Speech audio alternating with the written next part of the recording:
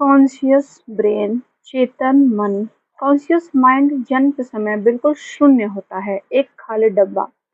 Conscious mind के नीचे एक और माइंड होता है, सबकॉन्शियस। अब ये टंकी यानी हमारा जो ये कॉन्शियस माइंड है, एक बेस होता है, अनकॉन्शियस माइंड। पैदा हुए बच्चे की देखभाल ये अनकॉन्शियस माइंड के पास होता है, जिससे उसके शरीर का पालन पोषण होता है, जिससे उसे पता चलता है कि जन्म के बाद रोना है, हंसना है, क्या करना है। ये सारी एक्टिविटीज उसके माइंड के अंदर फुलफिल होती है। वह छोटा पौधा जो एक बीज के रूप में पल्लवित होता है, वह इंतजार करता है तना बनने का और फिर फूल पत्तियां यानी आपके जीवन में फल लाना है या फूल लाना है। यह इस बात पर निर्भर करता है कि आपके अंदर जो आपकी टंकी है यानी कि आपका कॉन्शियस माइंड है, उसके अंदर क्या भरा जा रहा है। उस पत्ती को जो हवा पानी मिल रहा है, वह जाकर जड़ पर टच करेगा, फिर वह बढ़ेगा। अब चेतन मन जो हमारे काबू में नहीं है, ईश्वरीय मन है, वह हमेशा काम करता है। यानी जिसका बीज बोया गया है, वही पेड़ बनेगा और वही फल निकलेगा। बीज यानी प्रारब्ध। आम का बीज आम ही बनेगा, लेकिन कैसा आम बनेगा उस पर काम किया जा सकता है। एनवायरनमेंट बदला जा सकता है। एनवायरनमेंट बदलते ही हमारा मन चेंज होता है, अंदर भी बदलता है और बाहर भी बदलता है। जिसने भी एनवायरनमेंट मन में बदलना सीख लिया, वह हमेशा काम करता है।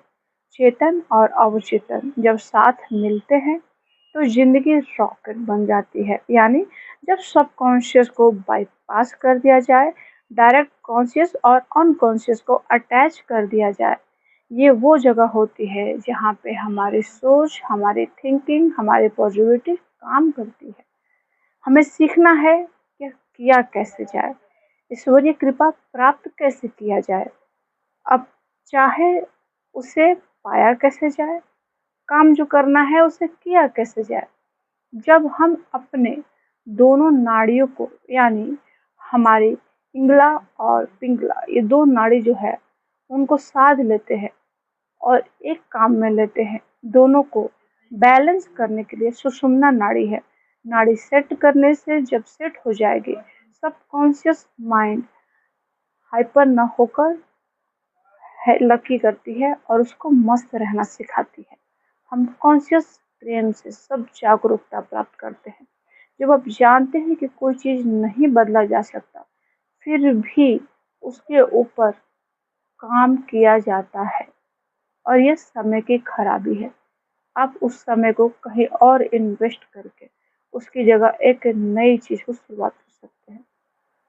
दुनिया को देखकर जो भी कॉन्शियस में भरा होता है, वही धीरे धीरे हमारे सबकॉन्शियस में उतरता है और फिर हमें वही इस दुनिया में साकार होते हुए दिखाई देता है।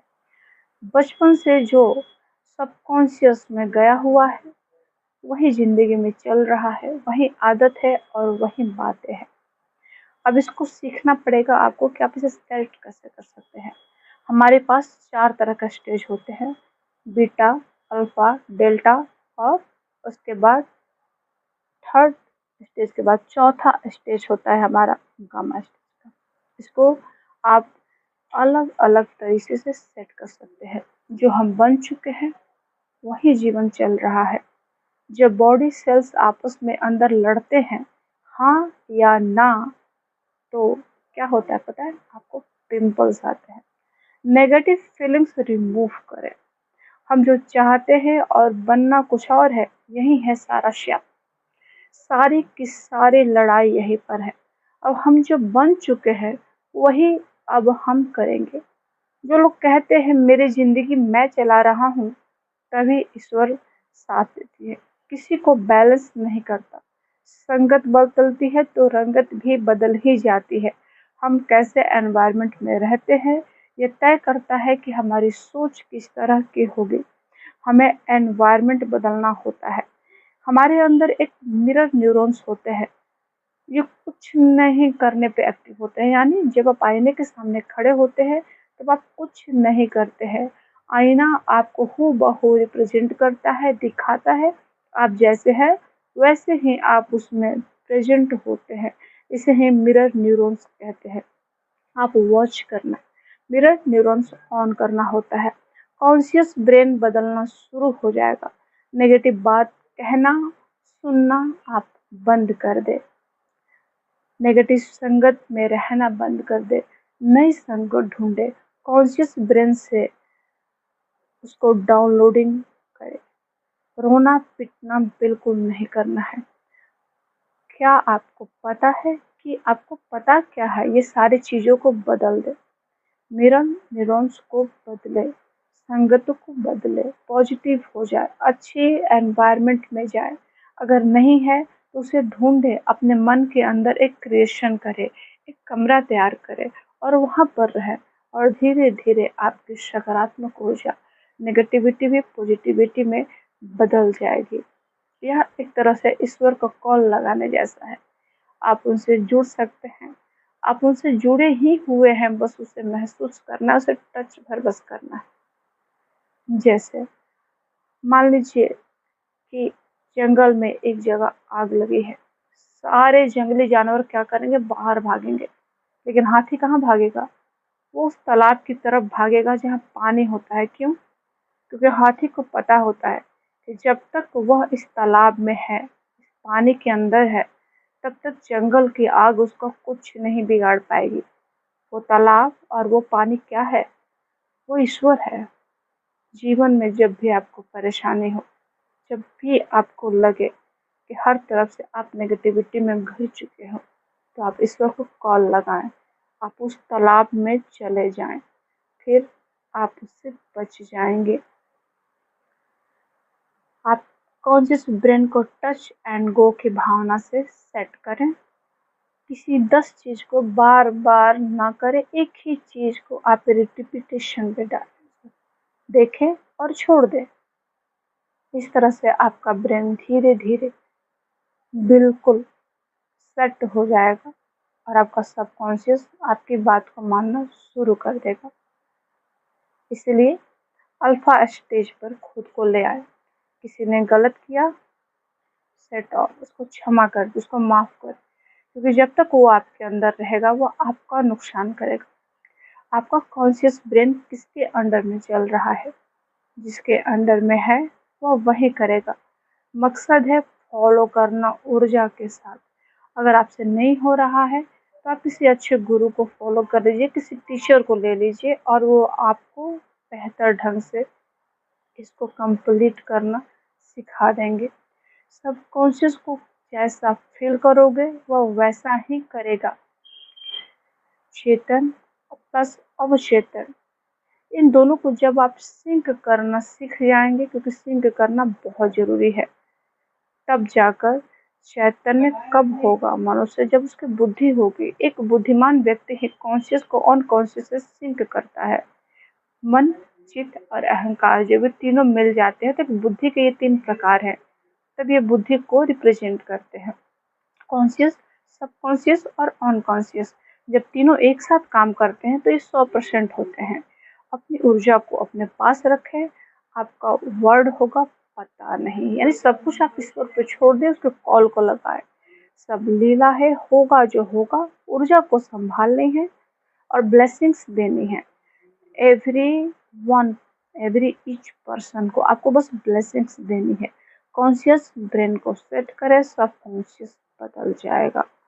अपनी जगह को, जो हर जगह ऊर्जा आपकी फैली हुई है, आपकी एनर्जी है, उसे आप इकट्ठा करें, एक जगह पर लेकर आए।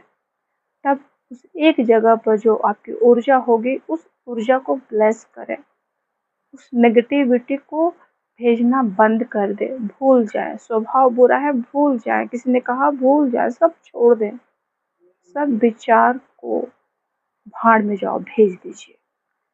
उसके बाद आप अपनी बुद्धि को, अपनी चित्त को एक जगह पर इकट्ठा करिए और फिर जिंदगी रॉकेट हो जाएगी। षड विकार से दूर रहे। ईर्ष्या, द्वेष, लोभ, मोह, अहंकार, लालच, इनको अपने से बहुत दूर रखें। इसको बहुत दूर रखें। जब ब्रेन आपका शांत हो जाता है, बेकार की बातों को इग्नोर करना सीख जाता है और जब उसको पता होता है कि जब सब कुछ भगवान पे छोड़ दिया है, तब जाकर आपका कॉन्शियसली ही सबकॉन्शियस ब्रेन सेट हो जाता है। मन को शांत रखें, ब्रीथ को नाभि तक ले आए, पेट को अपने आप ठीक हो जाए, कोई भी बात मन पर ना ले, सारी बातों को टाटा बाय बाय करें, लाइफ को सेट करें, सत्संग में रहें, मस्त रहें, एक अच्छी थॉट और एक अच्छी लाइनअप को तैयार करें, एक पूरी की पूरी लिस्ट तैयार करें, अपने गोल्स को लिखें। इससे आपको बहुत ज़्यादा अमेजिंग रिजल्ट्स मिलेंगे। ऑब्जर्व करें। ऑब्जर्व करना क्या होता है? ऑब्जर्व करना अपने आप में एक ऐसी चीज़ है, मन को याद आते ही मन की शक्ति उसको भांप लेती है, उसकी पिक्चर्स को डाउनलोड करते हैं। आपको सबकॉन्शियस क्या करता है? पिक्चर्स में बातें करता है, उसको शब्दों की भाषा समझ नहीं आती है। आप कहेंगे नीली हाथी मत देखो, नीला ही हाथी दिखाई देगा। इस तरह उसको सेट करिए, अपने आप को शक्तिशाली बनाइए, फालतू रिश्तों से दूर हो जाइए, ऑब्जर्व करिए, ना शब्द बिल्कुल मत बोले, इग्नोर करना सीखिए। जब आपके चेतन प्लस अवचेतन मन दोनों को मिला देंगे तो सबकॉन्शियस जो होगा वो साक्षी भाव को ऑन कर देगा। इस जगह को जाने दें, दिमाग में अपनी जगह को बिल्कुल खाली रखें, अपनी जगह खुद को दें।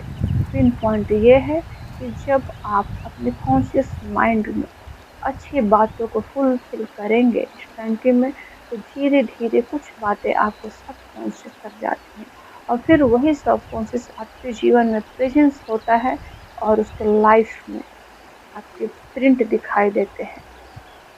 क्या करना है इस पर